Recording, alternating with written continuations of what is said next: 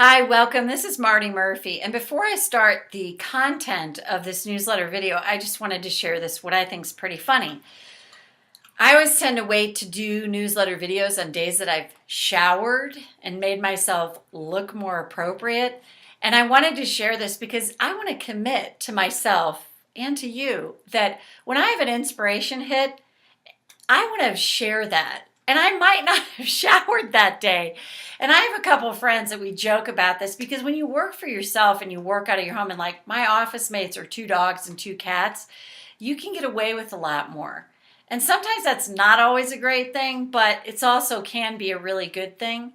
And I thought, I don't want to limit myself for sharing content when I have an inspired thought. And then I'm like, oh, I can't do that because I actually didn't shower today. And what's everybody to think and what might happen? So I'm committing to you right now that I'm going to share content that really feels inspiring to me no matter what. So moving forward, you might see me in all kinds of situations.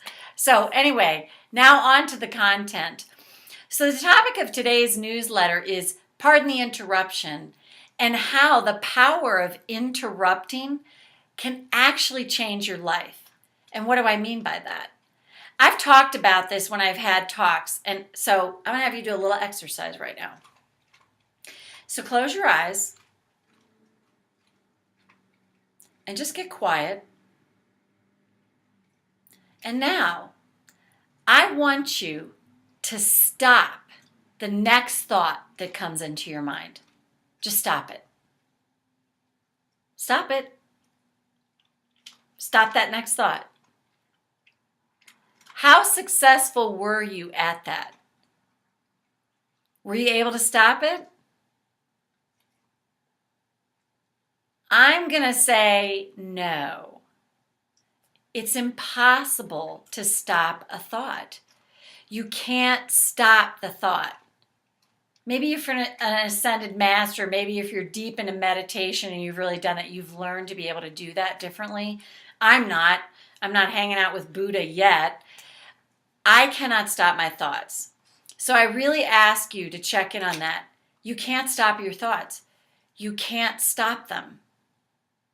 Have you ever had a thought pop in your head and you like try and shake your head like, oh my God, get out of there. Like try and get the thought out of your head? So what do if you have thoughts that you don't want to have? You can interrupt them. You cannot stop a thought, but you can interrupt it. And when you interrupt it, you change the neural pathway in your brain. That's the power of interruption. And another thing is, if you're in a feeling place and you're not feeling really good about something, if you truly study the law of attraction, truly study it, what it says is you cannot go from hell to happy. You can't. The verbiage is even law of attraction doesn't allow it because that's the work. That's a huge part of why we're here on this planet in human form, is to learn to master these parts of ourselves. And the way we master it, how do you master playing the piano? How do you master yoga? How do you master mountain biking? How do you master playing tennis? How do you get so good at it? Guess what? You practice it. So you can practice changing your emotion. And how do you do that? In Law of Attraction, they talk about you reach for the next best feeling thought. And what could that be? So you can print out the emotional guidance scale. It's a great tool to have. And it's great to have, especially in the beginning when you're really working on this, because you might not be like, oh, I don't even know what that means. I was listening to Law of Attraction one time, and they were talking about, it was actually Esther Hicks.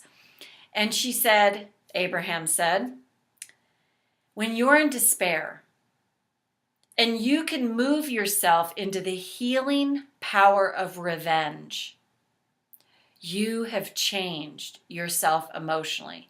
You've moved yourself up the emotional scale. And that really struck me. When I heard that, I was like, from despair to the healing power of revenge. The healing power of revenge. The healing power. Have you ever thought like, oh my God, revenge is bad? Oh my God. But when you're in the feeling place, they're not saying go out and act on it, go out and sue revenge on someone. But in your mind, if you're in despair, think about it this way, light or heavy.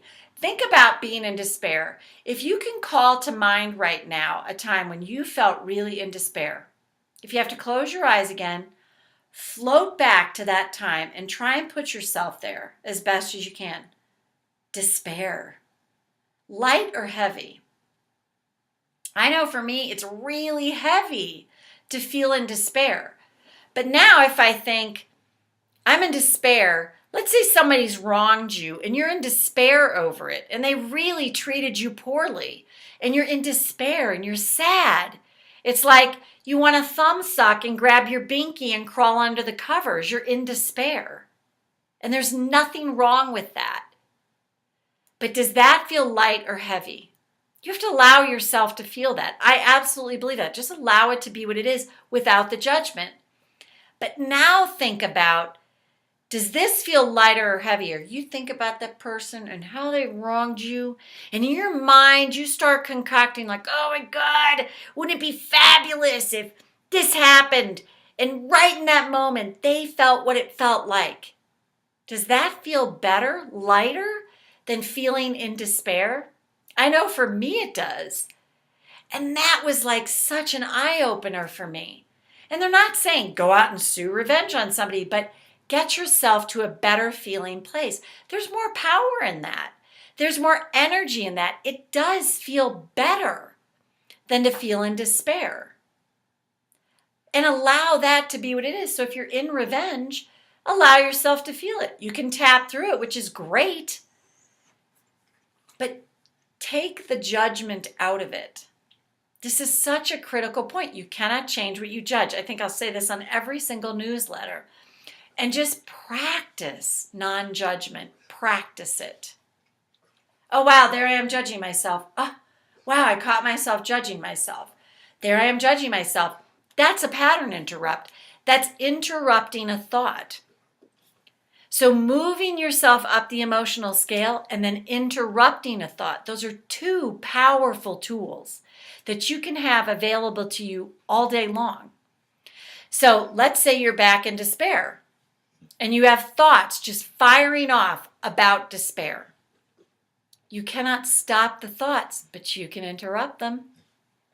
And how you interrupt them? One way you interrupt them is tapping. Oh my God, I'm in despair. I'm in despair. I'm in despair. I wish I wasn't feeling this way, but I'm in despair. I can't seem to get myself out of it, but I'm in despair. That's interrupting the pattern. You can also literally get up, get a cup of tea, watch, find a video, a funny video, and that video can absolutely interrupt the pattern. It might not make you feel all happy, but you can interrupt it. So whatever little ways you can do to interrupt your thoughts, that's the power. And if you do that over time each and every day, that's the power to change your life. And then the other part is move yourself up the emotional scale.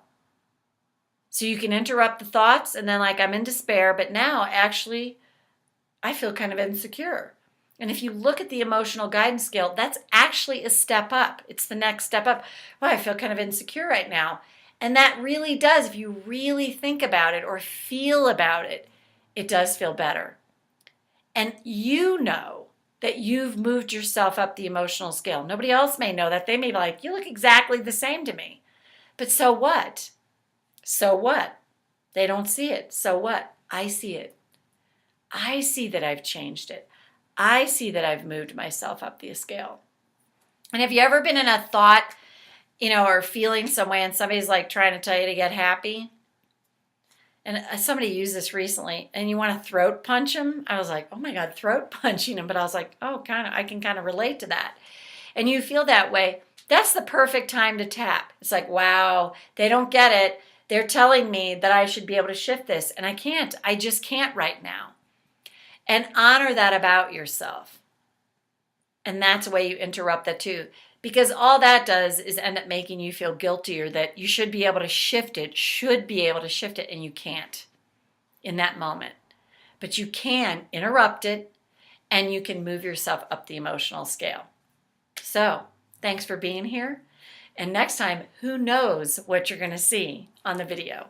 Bye for now.